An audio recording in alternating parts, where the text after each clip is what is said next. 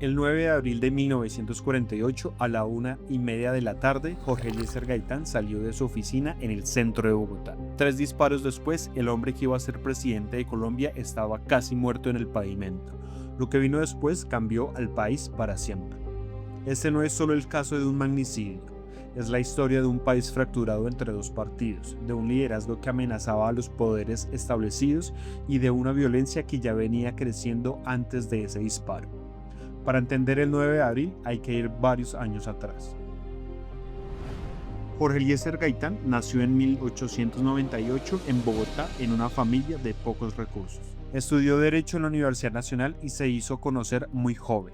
En 1929 fue el abogado que investigó y denunció la masacre de las bananeras ante el Congreso, defendiendo a los trabajadores asesinados por el ejército colombiano a pedido de la United Fruit Company. Esto le dio algo que ningún político del establecimiento tenía, la confianza de las clases populares. Después viajó a Italia a estudiar criminología con Enrico Ferri. Allí observó el fascismo de cerca y lo rechazó. Lo consideraba autoritario y violento, pero trajo algo de regreso, la capacidad de movilizar masas con simbología y ritual.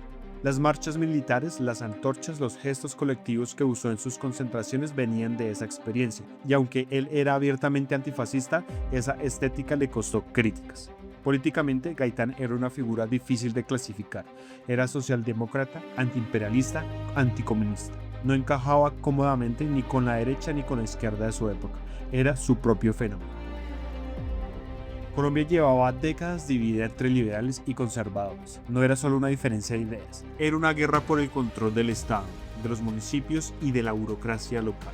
En las elecciones de 1946, el Partido Liberal cometió un error fatal. Presentó 2 candidatos, Gaitán por un lado, Gabriel Turbay por el otro. Esa división le abrió la puerta al conservatismo. Mariano Ospina Pérez llegó a la presidencia sin mayoría, aprovechando esa fractura interna del liberalismo. Detrás de Ospina, con enorme influencia en el partido, estaba Laureano Gómez, el jefe histórico del conservatismo desde los años 30, conocido por su oratoria incendiaria y su férrea oposición al liberalismo. Gómez controlaba las bases más radicales del partido y veía en Gaitán una amenaza existencial para el orden tradicional. Pero después de la muerte de Turbay en 1947, Gaitán tomó el control del Partido Liberal como jefe único y tomó el control en las elecciones de ese mismo año del Congreso con mayorías en el Senado y la Cámara de Representantes. Y los números eran claros. En las elecciones de 1949, Gaitán ganaría. Eso lo convertía en un obstáculo real para el Partido Conservador, para los sectores económicos tradicionales y también para los intereses de Estados Unidos en la región, dado su declarado antiimperialismo. Algo importante, la violencia no comenzó con el asesinato de Gaitán, ya venía, y más aún, no era tampoco algo nuevo en Colombia. Ya en 1930, con la llegada al poder del liberal Enrique Olaya Herrera, se repetía un patrón. El partido ganador usaba el control del Estado para desplazar al contrario, muchas veces mediante la violencia local. Desde 1946, ese mismo patrón se intensificó bastante con el regreso de los conservadores al poder, desatando una disputa brutal por el control territorial en los municipios. Alcaldes, policías y fuerzas locales se convirtieron en instrumentos partidistas. Para finales de 1947 se estimaba ya cerca de 14.000 muertos en enfrentamientos bipartidistas en zonas rurales. El propio Gaitán intentó responder a eso con un acto simbólico poderoso el 7 de febrero de 1948. Organizó la llamada Marcha del Silencio. 100.000 personas recorrieron el centro de Bogotá en completo silencio, de negro, exigiendo paz. Fue uno de los actos políticos más impactantes de la historia colombiana. 2 meses después, lo mataron. Hay un dato que añade una capa más a este momento. El 9 de abril de 1948, Bogotá era la sede de la 9ª Conferencia Panamericana impulsada por Estados Unidos. Para esa época, la idea de dominio hemisférico de Washington ya tenía décadas de ser teorizada y aplicada a través de doctrinas como la de Monroe, el corolario de Roosevelt y la política del destino manifiesto de Woodrow Wilson. El objetivo era crear la Organización de Estados Americanos, OEA, y consolidar una alianza anticomunista en el continente. El mundo entraba a la Guerra Fría y Washington quería garantizar su dominio en América Latina. Entre los asistentes a Bogotá para un congreso estudiantil paralelo estaba un joven cubano llamado Fidel Castro, quien incluso tenía una segunda reunión con Gaitán para ese mismo día.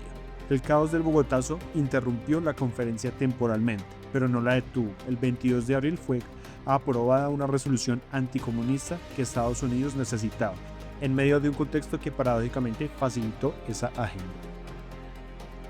Juan Roa Sierra tenía 27 años, era desempleado, con historial de inestabilidad mental y diagnosticado posteriormente con esquizofrenia. Según la investigación judicial que cerró el caso en 1978, Roa actuó solo, motivado por resentimientos personales, entre ellos el hecho de no haber conseguido empleo en gestiones relacionadas con Gaitán. El asesinato ocurrió el 9 de abril de 1948 a la 1:30 de la tarde, frente al edificio Agustín Nieto en plena carrera séptima del centro de Bogotá. Gaitán recibió 3 impactos de bala, 1 en la nuca y 2 en el torso. Murió aproximadamente 1 hora después en la clínica central. Su muerte beneficiaba claramente tanto al Partido Conservador, que venía alentando la violencia contra los liberales en el campo, como a los intereses de Estados Unidos, que veían en Gaitán un líder antiimperialista incómodo en plena Guerra Fría naciente. Roa Sierra fue capturado de inmediato por la multitud y linchado en la calle antes de poder ser interrogado. Ese detalle, que el único testigo directo muriera antes de hablar, es lo que ha alimentado décadas de teorías de conspiración, aunque algunas personas afirman haber visto una segunda persona posible cómplice de Roa Sierra. La investigación de 13 años que cerró el tribunal en 1978 descartó todas las hipótesis de autoría intelectual por falta de pruebas. En 2025, el gobierno colombiano solicitó la desclasificación de archivos de la CIA, el FBI y el Departamento de Estado. Esa respuesta aún no ha llegado. La noticia se regó en minutos y Bogotá explotó. Lo que siguió fue una rebelión urbana espontánea y masiva, incendios, saqueos y enfrentamientos. Según la estimación más citada de Paul Ockwitz, cerca de 2.585 muertos en la ciudad en los días del Bogotazo. El gobierno de Ospina Pérez culpó a los comunistas. La inteligencia de Estados Unidos y Gran Bretaña evaluó los hechos y llegó a una conclusión distinta. Fue una revuelta espontánea de rabia popular, no una revolución organizada. El Bogotazo no fue el inicio de la violencia, fue el detonador que la convirtió en algo mucho más grave. Los años que siguieron al asesinato fueron los más sangrientos de la historia colombiana moderna. En 1950, después de que Laureano Gómez llegara a la presidencia y cerrara el Congreso de mayoría liberal, se estiman cerca de 50.000 muertos solo ese año. En total, el periodo conocido como la violencia entre 1948 y 1958 dejó aproximadamente 200.000 muertos y millones de desplazados. Como respuesta a la represión conservadora, comenzaron a formarse las primeras guerrillas liberales en los llanos y las montañas, grupos armados de autodefensa que, con el tiempo, se convertirían en el antecedente de los conflictos que Colombia aún no ha cerrado completamente.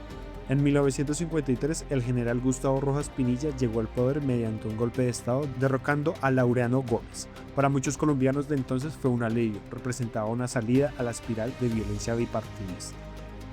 La muerte de Gaitán no fue solo el asesinato de un hombre, fue el colapso de una posibilidad, la de un país que quizás hubiera tenido un camino diferente. Lo que quedó fue una guerra entre partidos que devoró generaciones enteras y cuyas raíces siguen presentes en la historia política de Colombia. ¿Quién ordenó matarlo? Esa pregunta, después de más de 70 años, sigue sin tener una respuesta verificada. Y eso también dice algo sobre Colombia, porque entender esto no es solo historia, es entender cómo las decisiones del poder y sus consecuencias siguen resonando décadas después. Y por eso, más que llegar a conclusiones rápidas, lo importante es seguir haciendo las preguntas correctas. Esto es Zona de Enfoque. Si el video te aportó, dale like, compártelo y suscríbete para más análisis como este. Nos vemos en el próximo capítulo.